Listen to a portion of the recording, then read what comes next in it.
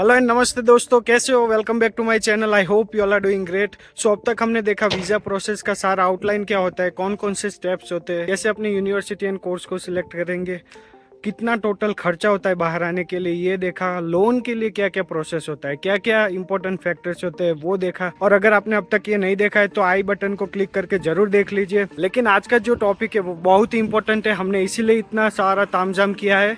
आप समझ ही गए होंगे, ये है वीज़ा।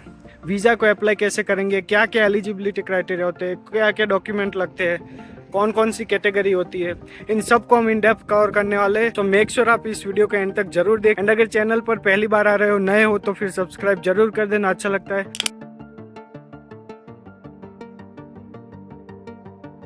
सो गाइज, जैसे कि मैंने आपको बता दिया, आज का वीडियो वीज़ा के बारे में। वीज़ा को अप्लाई कैसे करेंगे, क्या क्या डॉक्यूमेंट होता है, कौन कौन सी कैटेगरीज, ये सब कुछ हम देखने वाले हैं। लेकिन इसके साथ ही मैं आपको अपनी पूरी वीज़ा फाइल शेयर करने वाला हूँ, एंड वीडियो को एंड तक जरूर देखना। सो सबसे पहले मैं बताना चाहूँगा, वीज़ा के लिए दो कैटेगरी होती है, SDS and non SDS। SDS का मतलब होता है student direct program, and non SDS अपना जो रेगुलर स्टडी परमिट होता है उसको बोलते हैं। SDS में फ़र्क ये होता है कि आपका वीज़ा बहुत ही जल्दी प्रोसेस हो जाता है compare to the non SDS category. SDS में आपका वीज़ा ऑलमोस्ट 20 डेज़ के अंदर ये लोग प्रोसेस कर देते हैं, वेर एज नॉन SDS में आपको वेबसाइट में जाके प्रोसेसिंग टाइम देखना पड़ेगा, वो जो कि फिलहाल चल रहा है ऑलमोस्ट 45 टू 90 डेज़। लेकिन SDS कैटेगरी में अप्लाई करने के लिए कुछ एलिजिबिलिटी क्राइटेरियाज है, जैसे कि पहला, आपको एक $10,000 कैनेडियन डॉलर्स का एक GIC बनवाना पड़ेगा, जो कि नॉन SDS में रिक्वायर्ड नहीं है।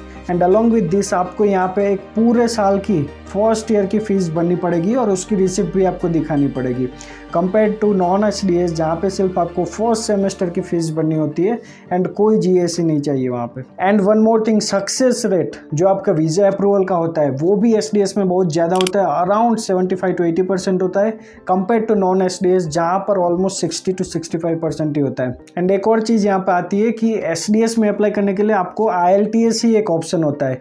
यू कांट गिव PT और another exams for English proficiency test. And IELTS में आपके overall 6.5 and each individual module के 6 के अबव होने जरूरी है। सो माय रिकमेंडेशन इज कि अगर आप एलिजिबल होते हो SDS के लिए, अगर आप GIC first year and IELTS के बैंड ला सकते हो, तो फिर जरूर इसी में भरिए, बिकॉज यहाँ पर बहुत ही कम डॉक्यूमेंटेशन चाहिए, बहुत ही कम यहाँ पे झंझट है, एंड फटाफट प्रोसेस हो जाता है, एंड सक्सेस रेट भी ज़्यादा है। So it's like cherry on the cake, right. So visa की फाइल देखने से पहले हम यहाँ पर एक बार डॉक्यूमेंट रिक्वायर्ड है जो वो एक बार देख लेते हैं। सो सबसे पहले आपको पासपोर्ट चाहिए, जो कि अभी वैलिड है, एंड अगर आपका एक्सपायर हो गया है तो जल्दी से जल्दी उसको रिन्यू करवा दीजिए।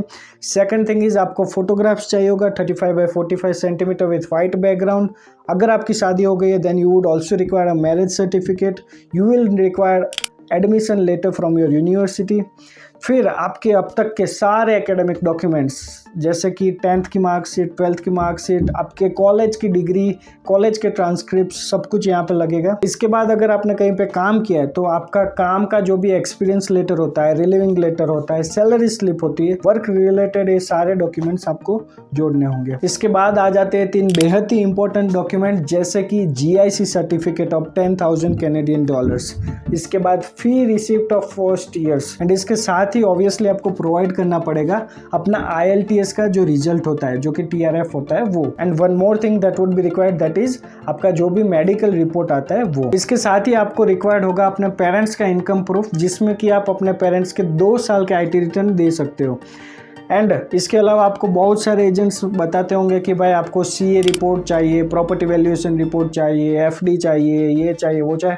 That is not at all required and recommended. अगर आपको लगाना है, you are free to do, but मैंने नहीं लगाया तो मैं आपको फाइल में दिखा दूंगा। ऐसा कोई भी रिपोर्ट आपको वहाँ पे देखने को नहीं मिलेगा। यहाँ पर आप समझिए, इन लोगों ने SDS में इन सारे डॉक्यूमेंट्स की ज़रूरत इसलिए नहीं डाली because they want to process it very quickly. उन्होंने इसीलिए GIC डाला है कि भाई आप फाइनेंशियल प्रूफ दिखा दो that you have GIC, that is the financial proof.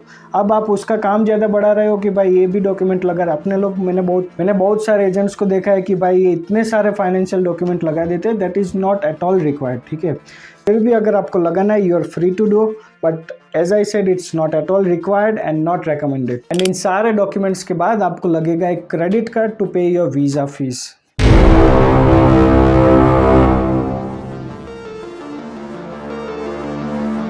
So guys here it is finally, this is my visa file. जैसे ही आप अपने डॉक्यूमेंट्स अपलोड करोगे उसके बाद आप ये डाउनलोड कर पाएंगे। And this is for SDS student direct stream. ठीक है, सो लेट्स मूव हियर। यहाँ पर इन लोगों ने लिखा है कि क्या क्या एलिजिबिलिटी क्राइटेरिया होता है, जो मैंने स्टार्टिंग में ही आपको बता दिया। So here you can see the checklist of the document. सबसे पहले आपको एप्लीकेशन फॉर्म भरना पड़ेगा, वो आप यहाँ से देख लेना। फिर आता है फैमिली इंफॉर्मेशन फॉर्म, उसके बाद पासपोर्ट, फिर आपके पास 2 फोटोज होने चाहिए। फिर यहाँ पे आ जाता है ऑप्शन फीस भरने का, biometric fees and visa fees.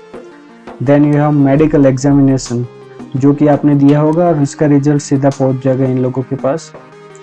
Then आ जाता है आपका या एडमिशन लेटर, फिर IELTS का, then all your transcripts, degree, certifications, सब कुछ आपको अपलोड करना है। Then GIC as I have already mentioned of 10,000 Canadian dollars. फिर आपका आ जाता है tuition fees for the first year. ठीक है, सो इतने ही डॉक्यूमेंट्स ये लोग मांगते हैं। और अगर इसके अलावा आपका एजेंट और कुछ भी मंगवाता है देन आस्क हिम कि if it is eight all required, या फिर क्यों मंगवा रहे हैं। ठीक है, देख लेना। So let's move ahead. तो मेरी पर्सनल इंफॉर्मेशन आ गई। सो सबसे पहला आ जाता है स्टेटमेंट ऑफ पर्पस, जो कि अपना होता है SOP। एंड ये मैंने अपना यहाँ पे अटैच कर दिया है। अगर आपको कोई दिक्कत आ रही है अपना SOP बनाने में, then do let me know in the comments, I will help you out over there. या फिर उसका सेपरेट वीडियो ही बना दूंगा कैसे एक बढ़िया सा SOP बनाते हैं जिससे कि वीज़ा ऑफिसर कन्विंस हो जाए आपको वीज़ा देने के लिए। ठीक है, बहुत सारी चीज़ होती है और बहुत लंबा होता है वो। And here you can see 10th result, 12th result, फिर आ जाता है कॉलेज के सारे मार्कशीट, सारे सेम्स के। एंड फटाफट हम आगे बढ़ते हैं जिससे कि आपका ज़्यादा टाइम वेस्ट ना हो। इसके बाद आपको अपनी जो कॉलेज की ट्रांसक्रिप्ट होती है, ट्रांसक्रिप्ट ऑफ एकेडमिक रिकॉर्ड, ये आप अपने कॉलेज से ले सकते हो और इसको अटैच करना पड़ेगा आपको। इसके बाद this is my degree certificate. इसके बाद आ जाता है लिविंग कम ट्रांसफर कम माइग्रेशन सर्टिफिकेट। ये भी मैंडेटरी नहीं है, if you want you can keep it. ठीक है, अब आ जाती है बारी जो सर्टिफिकेशंस आपने लिखे हैं अपने SOP में, वो सबका आपको यहाँ पे प्रूफ देना पड़ेगा। ऐसे नहीं कुछ भी लिख दिया है ना आपके पास प्रूफ ना हो। ठीक है, सो मैं एक क्लब का प्रेसिडेंट था अपने कॉलेज में, उसका सर्टिफिकेट है।